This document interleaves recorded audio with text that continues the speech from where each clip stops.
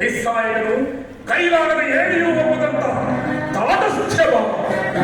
ಅದಕ್ಕಾಗಿ ಅವರ ಮೇಲೆ ನನಗೆ ಅಷ್ಟೊಂದು ದ್ವೇಷ. ಅವರು ಭರತ ಕಂಡ ವಂಶದ ಕಳಂಕ ಸ್ವರೂಪರು. ಅವರನ್ನು ಸಮೂಲವಾಗಿ ನಾಶ ಮಾಡಿ ಸತ್ತನು ದುಷ್ಯಂತ್ಯಾದಿಯಾಗಿ ಪೂರ್ವಜರ ಪುಣ್ಯ ಸುದ್ದಿಯ ದುಷ್ಕೀರ್ತಿಯಿಂದ ಉದ್ಧಾರ ಮಾಡುವುದೇ ಈ ಯುದ್ಧದ ಉದ್ದೇಶ. ಅಮ್ಮ, ನಾನದಕ್ಕಾಗಿ ದೀಕ್ಷಾವಂತನಾಗಿರುವುದು. ನನ್ನನ್ನು ಅರಸುತ್ತಾಯಿ. ಸಾಧ್ಯವಿಲ್ಲ. ನೀನೆಂದಿಗೂ ನನ್ನಿಂದ ಆಶೀರ್ವಾದವನ್ನು ಹೊಂದಲ. ಹೋಗು, ಮೊದಲಿನಿಂದ ಹೊರಟು ಹೋಗು. ಅಮ್ಮ, ಮಾತೃವಾಕ್ಯಗಳನ್ನು ತಿರಸ್ಕರಿಸಿದ ಪಾಪದ ಫಲವು ನನ್ನ ಬಾರಿಗೆ ಕಟ್ಟಿಟ್ಟ ಬುದ್ಧಿಯನ್ನು ಚಿಂತೆ ಇಲ್ಲ. ನಾನು ಶತ್ರುಗಳ ಯುದ್ಧಕ್ಕಾಗಿ ಆದೇಶಿಸುತ್ತೇನೆ.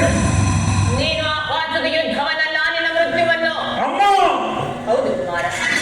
ಹಸ್ತಿನಾವತಿ ರತ್ನ ಸಿಂಹಾಸನ ರಕ್ತದ ಮಡುವಿನಲ್ಲಿ ಮುಳುಗಿ ಹೋಗುವುದು. ಹಸ್ತಿನಾವತಿಯಲ್ಲಿ ಹರಿದ್ರವ ನದಿಗಳೆಲ್ಲವೂ ರಕ್ತದ ಕೋಡಿಯಾಗಿ ಹರಿಯುವವು. ಹಸ್ತಿನಾವತಿಯಲ್ಲಿರುವ ಎಲ್ಲ ಮುತ್ತೈದೆಯರು ತಮ್ಮ ತಮ್ಮ ಮಾಂಗಲ್ಯಗಳನ್ನು ತಮ್ಮ ಕರದಲ್ಲಿ ಹಿಡಿದು ನಿಲ್ಲುವರು.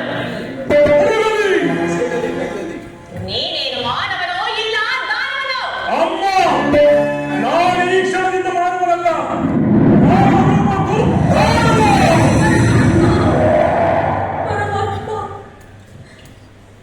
ಈಗ ನಾನೇನು ಮಾಡಲು?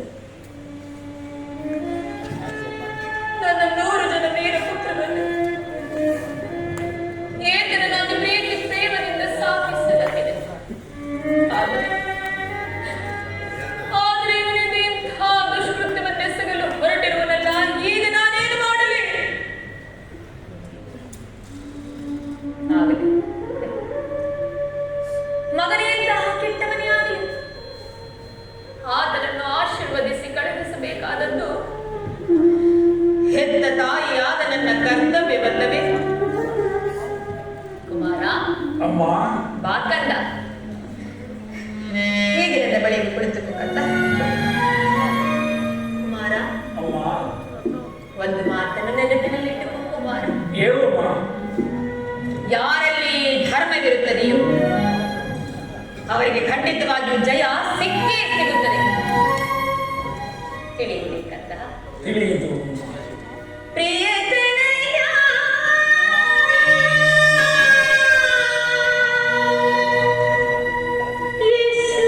ಯೇಸುವಯನ